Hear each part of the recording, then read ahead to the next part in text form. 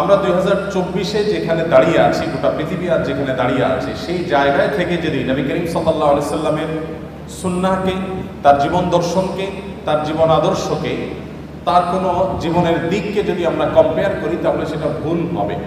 কারণ আজকের পৃথিবীতে অনেক কিছু অনেক সহজ হয়েছে, যেটা 1400 বছর আগের পৃথিবীতে ছিল না।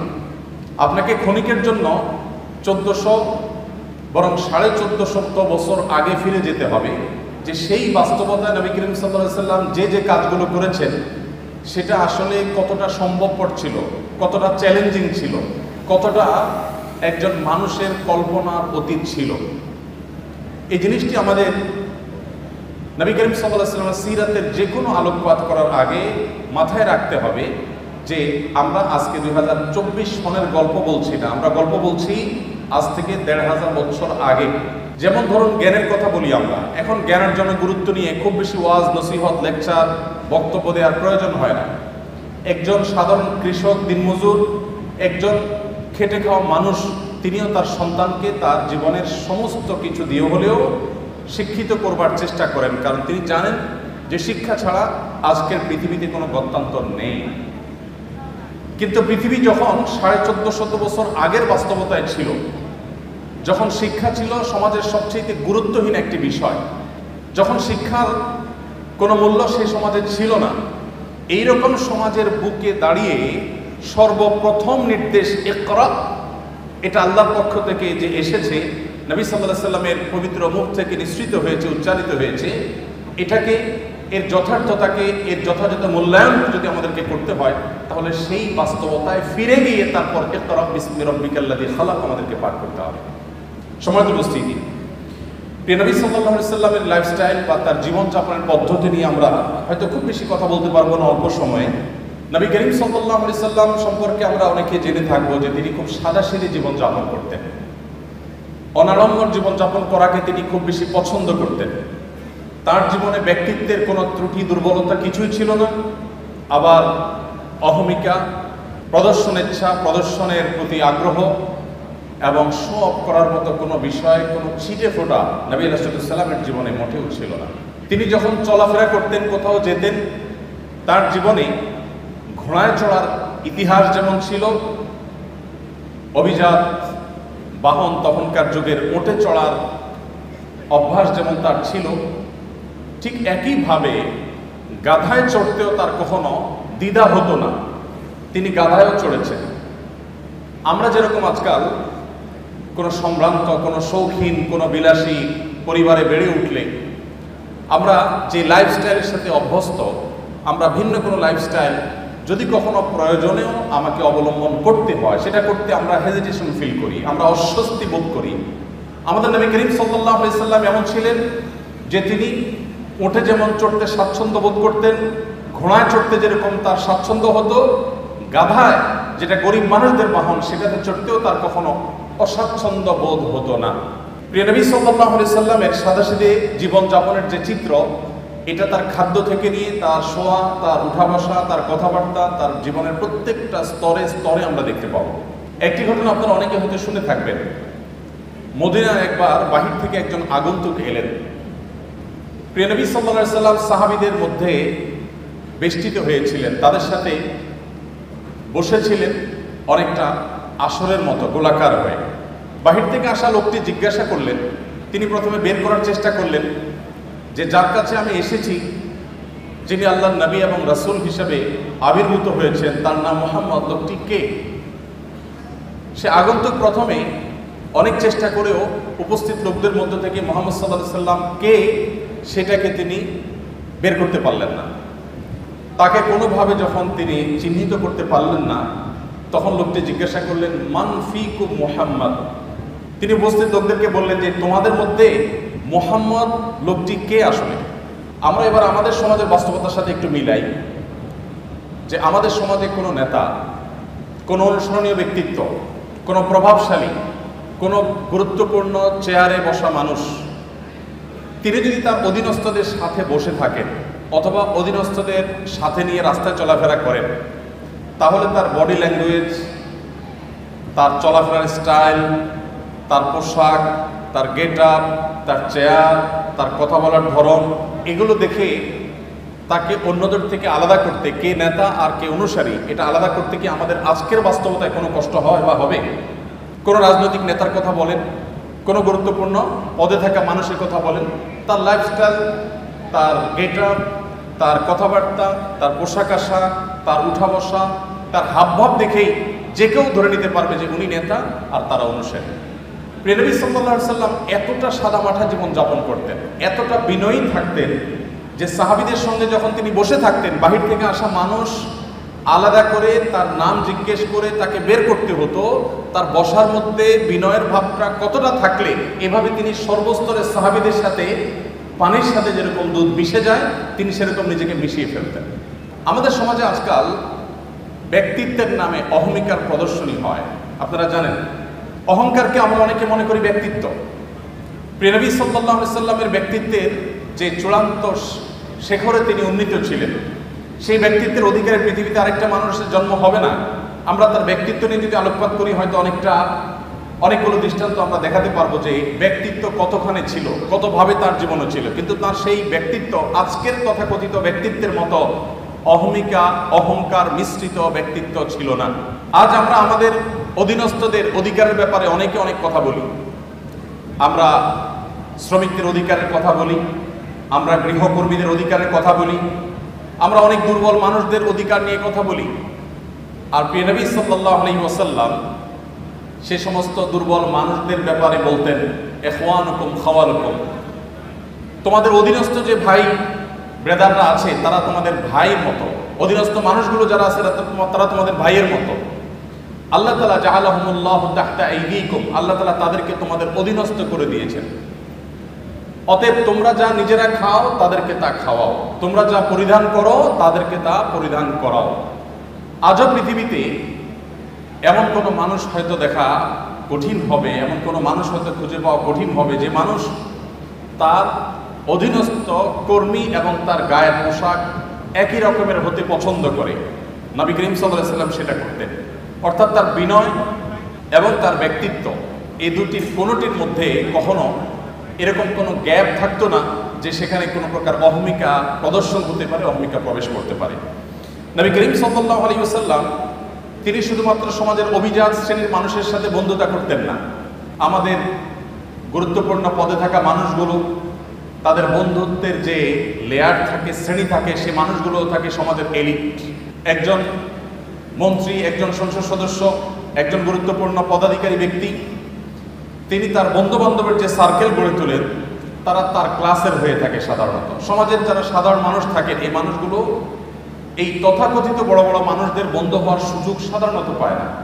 মুহাম্মদ সাল্লাল্লাহু আলাইহি ওয়াসাল্লাম সেই মানুষ ছিলেন যে তার বন্ধুত্বের তালিকার মধ্যে যাদের নাম খুব জোরে সোরে চলে আসে তাদের মধ্যে একজন ছিলেন আবু যর গিফারী রাদিয়াল্লাহু তাআলা আনহু, যিনি নবী সাল্লাল্লাহু আলাইহি ওয়াসাল্লামকে তার খলিল, তার ঘনিষ্ঠ বন্ধু, পরম বন্ধু হিসাবে যিনি পরিচয় দিতেন। আপনারা জানেন বেলাল হাবশী রাদিয়াল্লাহু তাআলা আনহু, যিনি বাহির থেকে এসেছেন। আরবের মানুষদের মধ্যে যে বাহিরের মানুষদের প্রতি এক ধরনের মানসিকতা তাদের আছে, যে মানসিকতাটা সমালোচনাযোগ্য, বেশিরভাগ আরবের মানুষের মধ্যে সেই মানসিকতা আছে। আপনারা জানেন, তারা বাইরের মানুষদেরকে অনেকটা মানুষ মনেই করে না। এই রেসিজম তাদের মধ্যে খুব ভয়াবহ আকারে তখন ছিল। সেজন্য নবী করিম সাল্লাল্লাহু আলাইহি ওয়াসাল্লাম সেই ভেদাভেদ তুলে দিয়েছেন এবং তিনি বেলাল হাবশী রাদিয়াল্লাহু তাআলা আনহু, যিনি ইথিওপিয়া থেকে এসেছেন, ইথিওপিয়া থেকে আসা একজন নিগ্রো সাহাবীকে পরম আপন করে নিয়েছেন তা নয়, বন্ধু করে নিয়েছেন তা নয়, তার মুয়াজ্জিন হিসাবে নিয়োগ দিয়েছেন। নবী সাল্লাল্লাহু আলাইহি ওয়াসাল্লামের পরে মসজিদে যার পদ সবচেয়ে গুরুত্বপূর্ণ, সেই ব্যক্তি একজন আজাদকৃত কৃতদাস, বাহির থেকে আসা মানুষ এবং গায়ের রং যার কালো। নবী করিম সাল্লাল্লাহু আলাইহি ওয়াসাল্লামের বন্ধুদের তালিকায় এরকম আরো অনেকে ছিলেন, যার দৃষ্টান্ত দিতে গেলে হয়তো অনেকের নাম আমরা আনতে পারবো। তার যে জীবন যাপনের পদ্ধতি ছিল, তার যে লাইফস্টাইল ছিল, সেখানে আমরা দেখতে পাই তিনি মুচকি হাসতেন, অট্টহাসি সাধারণত দিতেন না। ব্যক্তিত্বের পরিপন্থী হাসি তিনি কখনো দিতেন না, তবে আবার ভাবগাম্ভীর্যটা এত বেশি ছিল না, যার কারণে তিনি স্বাভাবিক যে হাসি, স্বাভাবিক যে হাস্যরস, স্বাভাবিক যে বিনোদন, এগুলো কোনোটির কোনো ঘাটতি তার মধ্যে ছিল না, বরং তিনি মুচকি হাসি দিতেন এবং সাহাবীদের কেউ কোনো হাসির কথা বললেন তিনি হাসতেন। আবার তিনিও এমন কথা বলতেন যেটাতে সাহাবীরা অনেক সময় হেসে উঠেন। কিন্তু সে হাসিটা কখনো অট্ট হাসি ছিল না, দৃষ্টিকটু হাসির পর্যায়ে ছিল না। নবী করিম সাল্লাল্লাহু আলাইহি সাল্লামের যে বাসা ছিল, সে বাসা ছিল এতটাই সাদাসিধে, এতটাই সাদা মাঠা যে আম্মা জান আয়েশা রাদিয়াল্লাহু তাআলা একটা হাদিস সহিহ বুখারীতে বর্ণিত হয়েছে, তিনি বলেছেন যে আমরা যে ঘরে আমাদের যে শোবার ঘর ছিল সেটা এতটাই ছোট ছিল যে রাতে নবী করিম সাল্লাল্লাহু আলাইহি সাল্লাম যখন তাহাজ্জুদের জন্য দাঁড়িয়ে তাহাজ্জুদের নামাজ পড়তেন, তখন তিনি দাঁড়ানো অবস্থায় আমি পা লম্বা করে ঘুমোতে পারতাম, শুইতে পারতাম। যখন নবীজি সাল্লাল্লাহু আলাইহি সাল্লাম সেজদায় যেতেন বা বৈঠক করতেন, তখন জায়গাটা এত সংকীর্ণ হতো যে আমার হাঁটুকে আমি গুটিয়ে নিয়ে তারপর নবী সাল্লাল্লাহু আলাইহি সাল্লামকে সেজদার জায়গা করে দিতে হতো। প্রত্যেক রাকাতে এইভাবে আমার নবী সাল্লাল্লাহু আলাইহি সাল্লামকে জায়গা করে দিতে হতো। এত ছোট জায়গা ছিল আমাদের থাকার ঘর। অথচ নবী সাল্লাল্লাহু আলাইহি সাল্লাম তখন মদিনার রাষ্ট্রপ্রধান ছিলেন, তখন মদিনা রাষ্ট্র তার কর্তলগত। আমরা অনেকে কাব বিন আশরাফের বাড়িতে গিয়েছি, আমি গিয়েছি, যে কাব বিন আশরাফ নবী সাল্লাল্লাহু আলাইহি সাল্লামের প্রতি শত্রুতা লালন করত, বিদ্বেষ পোষণ করত এবং তার শাস্তি তাকে পেতে হয়েছে। তার সেই ঘরের ধ্বংসাবশেষ এখনো আছে মদিনায়। তার যে বাসা, সেটার যে চৌহদ্দি বিশাল বড় ছিল, যদিও বেশিরভাগ অংশই ধ্বংসপ্রাপ্ত হয়ে গেছে, কিন্তু তার সীমানাটা বোঝা যায়, কক্ষগুলো বোঝা যায়। যেখানে নবী সাল্লাল্লাহু আলাইহি সাল্লামের সমালোচক এবং তার প্রতি শত্রুতা বিদ্বেষ পোষণকারীদের ঘরের আয়তন ছিল বিশাল বড়, সেখানে মদিনা রাষ্ট্রের প্রধান থাকা অবস্থায় নবী করিম সাল্লাল্লাহু আলাইহি সাল্লামের বাসার অবস্থা ছিল এই। নবী করিম সাল্লাল্লাহু আলাইহি সাল্লামের বাসার মধ্যে মাঝে একটা, তিনি যে ঘরে থাকতেন সেখানে মাঝে একটা রশি জাতীয় কিছু ছিল, সেখানে কাপড় ঝুলিয়ে দিতেন। বাহির থেকে আসা কারোর সাথে পর্দার আড়ালে থেকে তিনি কথাবার্তা সারতেন এবং মিটিং সিটিং করতেন। নবী করিম সাল্লাল্লাহু আলাইহি ওয়াসাল্লাম তার জীবনযাপনের পদ্ধতির মধ্যে আমরা দেখতে পাই যে তিনি নিজের হাতে কাজ করা পছন্দ করতেন। হস্তশিল্প এবং নিজের হাতে উপার্জন করাটাকে তিনি সবচেয়ে বেশি প্রায়োরিটি দিতেন এবং নিজের ছোটখাটো ক্ষুদ্র কাজগুলো নিজে করা পছন্দ করতেন, ভালোবাসতেন এবং পরিবারকে তাদের কাজে সহযোগিতা করতে তিনি পছন্দ করতেন। দাম্পত্য জীবনে যে স্বামী স্ত্রীর মধ্যে টুকটাক বোঝাপড়ার গরমিল হয়, নবী সাল্লাল্লাহু আলাইহি সাল্লামের জীবনেও এমনটি কম বেশি ঘটেছে। ছোট ছোট ইস্যু হলেও তার জীবনেও ঘটেছে।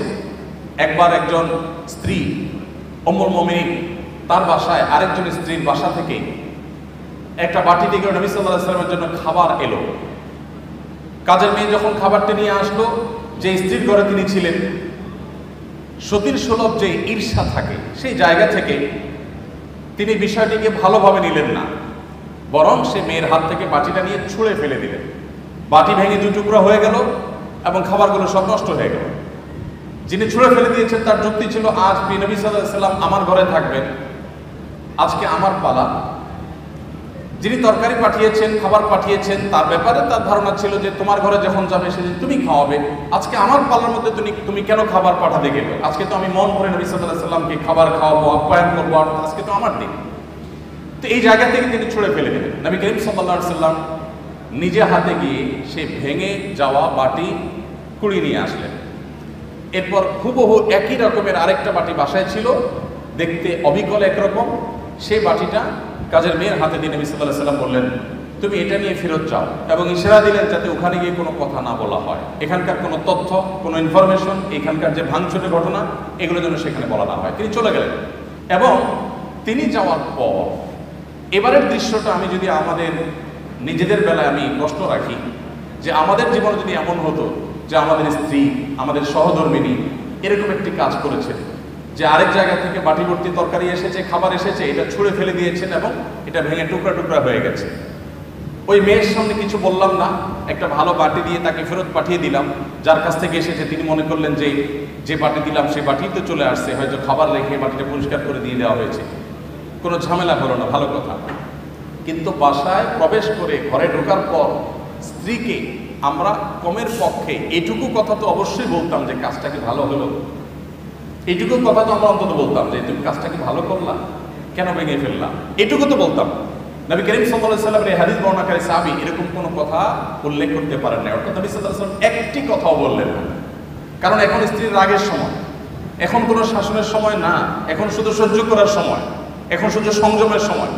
যখন সুযোগ পাবেন তখন তাকে যথাযথভাবে নসিহা করা, উপদেশ করা, তাকে বোঝানোর সেই কাজটি তিনি করবেন। তো এই ছিল নবী সাল্লাল্লাহু আলাইহি সাল্লামের জীবন। তিনি সংযমী ছিলেন এবং সহনশীল ছিলেন। কেউ তাকে অসংযমী হয়েছে, রাগান্বিত হয়ে গেছে, রাগান্বিত হয়ে কখনো সীমা ছাড়িয়ে গেছে, আল্লাহ ইয়াজবিল্লাহ, এরকম কোনো দৃশ্য কেউ কখনো দেখেনি। নবী সাল্লাল্লাহু আলাইহি ওয়াসাল্লাম যিনি জীবনে পৃথিবীর আলো দেখবার আগেই বাবাকে হারিয়েছেন, মাতৃগর্ভে থাকা অবস্থায় বাবাকে হারানোর পর দুনিয়ার আলো দেখার পরপরই মাকে হারিয়েছেন। এর কিছুদিন যেতে না যেতেই একমাত্র আশ্রয় দাদাকে হারিয়েছেন। তার কিছুদিন পর যেতে না যেতেই তার একমাত্র আশ্রয়দাতা চাচাকে হারিয়েছেন। তার সবচেয়ে বড় সান্ত্বনার জায়গা তার সহধর্মিণী খাদিজা রাদিয়াল্লাহু তাআলা আনহাকে হারিয়েছেন।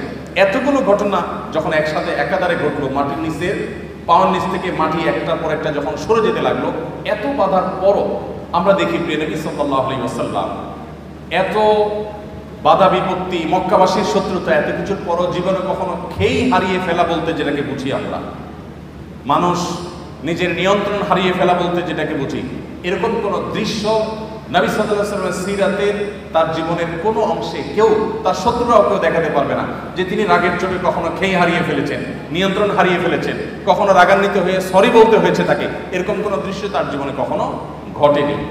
তবে যদি কখনো আল্লাহর কোনো বিধান পরিপন্থী কোনো কিছু হতো, আল্লাহর কোনো আইন, আল্লাহর কোনো বিধানের বিরুদ্ধে কেউ কথা বলতো, সেরকম পরিস্থিতিতে নবী করিম সাল্লাল্লাহু আলাইহি ওয়াসাল্লাম প্রচণ্ড রেগে যেতেন। কিন্তু তার সে রাগ, সেটা কখনো তাকে খেই হারিয়ে ফেলার লেভেল পর্যন্ত নিত না।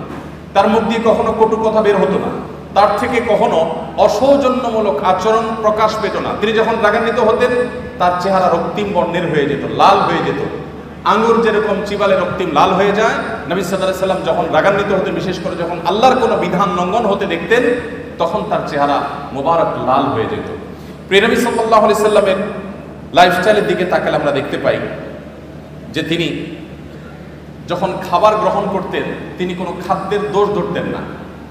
কোনো খাবার তার সামনে এলে পছন্দ হলে খেতেন, আর পছন্দ না হলে তিনি রেখে দিতেন, কখনো দোষ ধরতেন না। কানা নবী সাল্লাল্লাহু আলাইহি ওয়াসাল্লাম লা ইয়াইবু তাআমা কাত্তু, নবী সাল্লাল্লাহু আলাইহি ওয়াসাল্লাম কখনো কোনো খাবারের দোষ ধরতেন না। এই হাদিসের মধ্যে কত্তু একটা শব্দ এসেছে শামাইলে তিরমিজিতে। কত্তু মানে হলো কখনো, তার মানে তার জীবনে কখনো খাবারের দোষ ধরার ঘটনা ঘটেনি। আমরা অনেক মুসলমান আছি, অনেক গুণে গুণান্বিত। আমি জানি না এরকম মুসলমান আমাদের সমাজে কয়জন আছেন। আমরা এখানে যারা আছি তারা কেউ বলতে পারবো কিনা যে আমার এই ক্ষুদ্র জীবনে, ফেলে আসা জীবনে আমি কখনো কোনো খাবারের দোষ ধরি নাই। আমার ভালো লাগছে তো খাইছি, আর না হলে নাই। খাবারের দোষ ধরেন নাই জীবনে কখনো, এরকম মানুষ এখানে আছেন? একজনও আছি আমরা? থাকলে হাত তুলতে পারেন। একজন হাত তুলছে। আপনি খাবারের দোষ কখনো ধরেন নাই? লবণ কম হয়েছে, এর চেয়ে ভালো হইতে পারতো, এরকম কখনো বলেন নাই? মাশাআল্লাহ, তো আপনি তো মহামানব। বসেন। দেখুন, এক এলাকায় একজন হুজুর ছিলেন। এলাকার প্রায় সব বাসায় হুজুরের দাওয়াত খাওয়া শেষ। কোনো মহিলা রান্না করে ওই হুজুরকে খাবার খাইয়ে কখনো শান্তিতে থাকতে পারতো না। প্রত্যেকটা দাওয়াতের পর ওই হুজুর একটা না একটা দোষ বাইর করতেন। হয় এখানে লবণ একটু কম হয়েছে, না হলে ওখানে হলুদটা একটু কম হয়েছে, কালারটা একটু ত্রুটি আছে, কোনো না কোনো দোষ তিনি ধরতেন। সেই এলাকায় একজন শিক্ষিত পুত্রবধূ এলেন বাহির থেকে। আসার পর তিনি এই হুজুর সম্পর্কে যখন ধারণা পেলেন যে একজন হুজুর আছেন, এই হুজুরের কেউ খাইয়ে সন্তুষ্ট করতে পারেন না, উনি একটা না একটা দোষ ধরেন। যদিও হুজুর মানুষ দোষ ধরার কথা না, নবী সাল্লাল্লাহু আলাইহি ওয়াসাল্লাম সুন্নাহর খেলাফ। যাই হোক, এটা কতটা বাস্তব ঘটনা তাও যায় না, বাকি গল্প হিসাবে শিক্ষণীয় সেই হিসাবে বলা। তো পরে ওই শিক্ষিত পুত্রবধূ তিনি হুজুরের সমস্ত দোষগুলোর তালিকা করলেন যে উনি কোন কোন দোষ ধরেন সাধারণত। সবগুলোকে নোট করে এমনভাবে একটা রান্না তিনি দিলেন যে এই রান্নাতে হুজুরের দোষ ধরার কোনো ফাঁক রাখলেন না, সব পারফেক্ট রাখলেন। এরপর হুজুরকে দাওয়াত দিয়ে খাওয়ালেন। খাওয়ার পরে এবার পুরুষদের দিকে দিয়ে জিজ্ঞাসা করলেন, এবার হুজুরকে জিজ্ঞাসা করো আজকের খাবার কেমন হয়েছে, কমেন্ট করতে বলো। এখন বেচারা হুজুর দেখলেন যে আসলে কোনো কমেন্ট করার জায়গা নেই, তো এবার বললেন যে আসলে এত ভালো না, এত ভালো না। তো যে ভদ্রলোক বলেছেন যে আপনি কোনো দোষ ধরেন নাই কখনো, আমি জানি না যে আপনি এই টাইপের কোনো দোষ ধরেছেন কিনা কখনো। যাই হোক, তো আমাদের নবী করিম সাল্লাল্লাহু আলাইহি ওয়াসাল্লাম সাধারণত কখনো খাবারের দোষ ধরতেন না, কারণ মেয়েরা কষ্ট করে রান্নাবাড়া করেন। আমরা যদি একদিন এই দায়িত্বটা পালন করি তাহলে আমরা হাড়ে হাড়ে টের পাবো যে রান্না করা এটা কত মজার কাজ।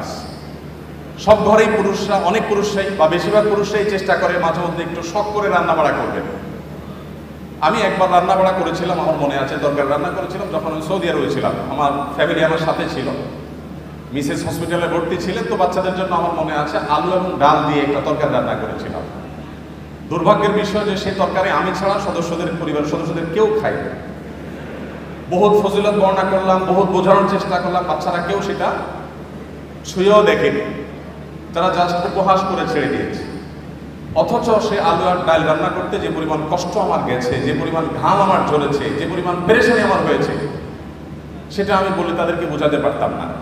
তো আমরা যারা কথায় কথায় খাবারের দোষ ধরি, আমাদের নবী সাল্লাল্লাহু আলাইহি ওয়াসাল্লামের এই সুন্নাত থেকে শিক্ষা নেওয়া উচিত যে মা বোনদের, আমাদের স্ত্রীদের, মহিলাদের খাবার যদি কখনো পছন্দ হয় আমরা খেলাম, আর অপছন্দ না হলে আমি খেতে চাচ্ছি না, অপারগতা প্রকাশ করলাম, আমরা দোষ ধরবো না। কঠিন, কিন্তু এই কাজটা আমাদেরকে করতে হবে যদি আমাদেরকে আদর্শ মুসলমান হতে হয়। আল্লাহ আমাদের সবাইকে সেই তৌফিক দান করুন। তো নবী করিম সাল্লাল্লাহু আলাইহি ওয়াসাল্লাম তিনি খাবারের কখনো দোষ ধরতেন না, আর খাবার খুব কম পরিমাণে খেতেন। অনেক সুন্নত আমল করা যায়, এই সুন্নতের আমলটা অনেক কঠিন। খাবারের পরে মিষ্টি খাওয়া সুন্নত, এরকম একটা কথা আমাদের সমাজে প্রচলিত আছে, যদিও এর কোনো ভিত্তি নেই। আমরা নিজেদের প্রয়োজনে খাবারের পরে ডেজার্ট খেতে ভালো লাগে, সেজন্য আমরা হাদিস বানিয়ে নিয়েছি যে খাবারের পরে মিষ্টি খাওয়া সুন্নত। নবী করিম সাল্লাল্লাহু আলাইহি ওয়াসাল্লাম মিষ্টান্ন পছন্দ করতেন, মিষ্টি জাতীয় খাবার তিনি পছন্দ করতেন। এর মানে এই না যে যে কোনো খাবারের পরে আলাদা করে মিষ্টির জন্য তিনি ডেজার্টের অপশন রাখার জন্য বলতেন। আগে হতে পারে, পরে হতে পারে, মাঝে হতে পারে, মিষ্টি তিনি পছন্দ করতেন, সেটা ভিন্ন কথা। বাট খাবারের পরে মিষ্টি খেতে হবে আলাদা করে, এরকম কোনো কথা কোনো হাদিস দ্বারা প্রমাণিত হয় না। তো নবী করিম সাল্লাল্লাহু আলাইহি ওয়াসাল্লাম তিনি খাবার খেতেন পরিমাণে অনেক কম। আপনারা জানেন যে তার সুস্পষ্ট হাদিস রয়েছে, নির্দিষ্ট রয়েছে। তিনি বলেছেন আমাদের স্টমাককে 3 ভাগের 1 ভাগকে সলিড খাবার দিয়ে, আরেক ভাগকে পানীয় দিয়ে পরিপূর্ণ করতে, আরেক ভাগকে তিনি খালি রাখতে বলেছেন, এবং এটা আমাদের সুস্থ থাকতে সহায়ক ভূমিকা পালন করে। নবী সাল্লাল্লাহু আলাইহি ওয়াসাল্লামের এই সুন্নাহ লাইফস্টাইলের এই সুন্নাত গুরুত্ব আজকাল আলহামদুলিল্লাহ ওয়াজ করে বোঝানোর প্রয়োজন হয় না, বরং এই সুন্নাহর গুরুত্ব আমাদের সমাজে অনেকেই খুব সুন্দরভাবে বুঝতে পারেন। দেখুন নবী করিম সাল্লাল্লাহু আলাইহি ওয়াসাল্লাম তার এই সুন্নাহ এখন ডাক্তাররা আমাদেরকে বলেন যে পেট পুরে খাওয়া যাবে না, ওয়াটার ফাস্টিং করতে হবে, ইত্যাদি ইত্যাদি। তো তার এই সুন্নাহ লাইফস্টাইলের যে উপকারিতা আছে, স্বাস্থ্যগত উপকারিতা আছে, সেগুলো আমার মনে হয় না যে আর বলার কোনো অপেক্ষা রাখে। নবী করিম সাল্লাল্লাহু আলাইহি ওয়াসাল্লামের এই সুন্নাহটির আমল আমরা মুসলমানদের চাইতে দুঃখজনক হলেও সত্য অমুসলমানদের মধ্যে বেশি দেখি। আমরা মুসলমানরা যতটা উদরপূর্ণ করে খেতে পছন্দ করি, বিশেষ করে বাংলাদেশের মানুষ আমরা যতটা উদরপূর্ণ করে খেতে পছন্দ করি, পৃথিবীর অনেক উন্নত দেশ আছে, সে দেশের মানুষরা আমাদের মতো এইভাবে গলা পর্যন্ত খেতে সাধারণত পছন্দ করে না। নবী করিম সাল্লাল্লাহু আলাইহি ওয়াসাল্লামের লাইফস্টাইলের মধ্যে আমরা দেখি, তার জীবনযাপনের পদ্ধতি দেখি যে তিনি এশার নামাজের পরপর শুয়ে যেতেন। কারণ নবী সাল্লাল্লাহু আলাইহি ওয়াসাল্লাম লা ইয়ানামু ক্বাবলা আল-ইশা, নবী সাল্লাল্লাহু আলাইহি ওয়াসাল্লাম এশার আগে ঘুমাতে অপছন্দ করতেন, এবং এশার পরে কথাবার্তা বলাটাকে অপছন্দ করতেন। নাহার নবী সাল্লাল্লাহু আলাইহি ওয়াসাল্লাম আনিস সামরি বাদা আয়েশা, আমাদের আয়েশা বলেছেন এশার পরে জেগে থাকা, কথাবার্তা বলা, আড্ডা দেওয়া, এটা নবী সাল্লাল্লাহু আলাইহি ওয়াসাল্লাম একেবারে অপছন্দ করতেন। আপনারা দেখবেন পৃথিবীর যে সমস্ত দেশগুলো এগিয়ে গেছে, যাদেরকে আমরা উন্নত বলি, সেরকম দেশগুলোর প্রায় সব দেশগুলোর একটা কমন কালচার হলো তারা দেখবেন রাতে সন্ধ্যার পরপর শুয়ে পড়ে এবং ভোরে তারা উঠে কাজে চলে যায়। আমি যে সমস্ত দেশে যাওয়ার সুযোগ হয়েছে তার সবগুলো দেশে আমি একই চিত্র দেখেছি, ভিন্ন কোনো চিত্র দেখিনি। দুর্ভাগ্যজনক বিষয় যে আমরা বাংলাদেশ শুধু নয়, সমস্ত মুসলিম দেশগুলো, যতগুলো মুসলিম দেশে আমার যাওয়ার সুযোগ হয়েছে, সমস্ত মধ্যপ্রাচ্যের সব দেশগুলোতে প্রায় আমাদের লাইফস্টাইলটা হলো নবী সাল্লাল্লাহু আলাইহি ওয়াসাল্লামের এই হাদিসের এবং এই সুন্নাহর সম্পূর্ণ ব্যতিক্রম বা উল্টো। আপনি দেখবেন আমাদের দেশের কথা যদি বলি, টেলিভিশন চ্যানেলগুলোর সবচাইতে হট এবং সবচাইতে গুরুত্বপূর্ণ প্রোগ্রামগুলো সব থাকে রাত 9টা, 10টা, 11টা, এই সময়টা সবচাইতে পিক টাইম, যেটা আমাদের আসলে ঘুমের টাইম হওয়ার কথা ছিল। আমাদের ঢাকা শহর এমনি জ্যামের শহর, কেউ যদি ঢাকা শহরের জ্যামের একেবারে পিক আওয়ার দেখতে চায়, তাহলে তাকে ঢাকা শহরে অফিস টাইমের শুরুর দিকে যেরকম আসতে হবে, আবার সন্ধ্যার পর থেকে তাকে ঢাকা শহরে প্রবেশ করতে হবে, তাহলে সে জ্যামের পিক আওয়ার দেখতে পাবে। আপনি উন্নত অনেক দেশে গেলে দেখবেন যে সে সমস্ত দেশে সন্ধ্যার পর থেকে রাস্তাঘাট ফাঁকা হতে থাকে, রাত 9টা 10টা হয়ে গেলে রাস্তাঘাটে কোনো গাড়ি খুঁজে পাওয়া যায় না, সবাই ঘুমিয়ে পড়ে। তো নবী সাল্লাল্লাহু আলাইহি সাল্লামের এই সুন্নাহকে তারা ফলো করেছেন, জেনে হোক না জেনে হোক, বুঝে হোক না বুঝে হোক, তার সুফল তারা পাচ্ছেন। আর আমরা ফলো না করে আমরা তার কুফল ভোগ করতে হচ্ছে। বাংলাদেশের যে হেফজোখানা মাদ্রাসাগুলো আছে, এই মাদ্রাসাগুলোর যে সাফল্য মূলধারার মিডিয়াতে সেগুলো কখনো উঠে আসে না। কিন্তু আপনারা জানেন যে পৃথিবীর 100, 110, 20টি দেশের সাথে কম্পিটিশন করে আমাদের মাদ্রাসা, আমাদের দেশের হেফজোখানার ছাত্ররা তারা প্রথম, দ্বিতীয়, তৃতীয় স্থান অর্জন করে তারপর দেশে ফিরে আসে। তাদেরকে মূল্যায়ন করা হয় না যদিও, কিন্তু আমরা জানি যে তারা রাষ্ট্রের তেমন কোনো সুযোগ সুবিধা একেবারেই পায় না। তারপরও এই কোণঠা সময় পরিস্থিতির মধ্যে থেকে তারা গোটা বিশ্বের 100-150 দেশকে পেছনে ফেলে তারা প্রথম, দ্বিতীয়, তৃতীয় স্থান প্রায় প্রতি বছর অর্জন করে আমাদের ছেলেরা দেশে ফিরে আসে। এই যে আমাদের দেশে হেফজোখানাগুলোর যে সাকসেস, তাদের যে সাফল্য, এটা রহস্য কি, সিক্রেট কি? আপনি যদি আমাকে বলেন তো আমি বলবো তার সিক্রেটের মধ্যে অন্যতম একটা সিক্রেট হলো বাংলাদেশের অন্য সব মাদ্রাসাগুলো কিছুটা ব্যতিক্রম হলেও 100% হেফজখানাগুলোর বা হেফজো মাদ্রাসাগুলোর নিয়ম হলো যে রাত 10টার ভেতরে প্রায় সব হেফজখানার ছাত্ররা ঘুমিয়ে পড়ে এবং ভোরে তারা উঠে পড়াশোনা করে। ফজরের পরে তারা কখনো ঘুমায় না, তারা সকাল 10টা, 10:30, 11টার দিকে একটু ঘুমায় দুপুরের আগে। আর ঠিক এই জিনিসটাই সুন্নাহ এবং নবী সাল্লাল্লাহু আলাইহি ওয়াসাল্লাম এটাই করতে বলেছেন। এবং এর ফলশ্রুতিতে এবং আরো নানা কারণে আমাদের হেফজোখানার শিক্ষার্থীরা মাত্র 1.5 থেকে 2 বছরের মধ্যে কোরআনে কারিমের মতো এত বিশাল বড় গ্রন্থ এই পুরাটুকু তাদের বক্ষে তারা ধারণ করে ফেলতে সক্ষম হয়। তো আমাদের অনেক শিক্ষার্থীরা আছেন যারা রাত জেগে পড়াশোনা করেন এবং গভীর রাত পর্যন্ত তারা জেগে পড়াশোনা করে আবার সকালে লম্বা একটা সময় তারা ঘুমিয়ে কাটান। তো নবী সাল্লাল্লাহু আলাইহি ওয়াসাল্লামের সুন্নাহর পরিপন্থী এটি, এবং তার লাইফস্টাইল ছিল যে তিনি এশার পরে শুয়ে পড়তেন, একদম কথাবার্তা বলা পছন্দ করতেন, যত আলাপ সালাপ সব এশার আগে করতেন। নবী করিম সাল্লাল্লাহু আলাইহি ওয়াসাল্লামের যে জীবনযাপনের পদ্ধতি, তার যে লাইফস্টাইল ছিল, সেখানে আমরা দেখতে পাই তিনি প্রতি সপ্তাহে 2টা করে রোজা রাখতেন, সোমবার এবং বৃহস্পতিবার, আর প্রতি মাসে 3টা করে রোজা রাখতেন, চাঁদের 13, 14, 15।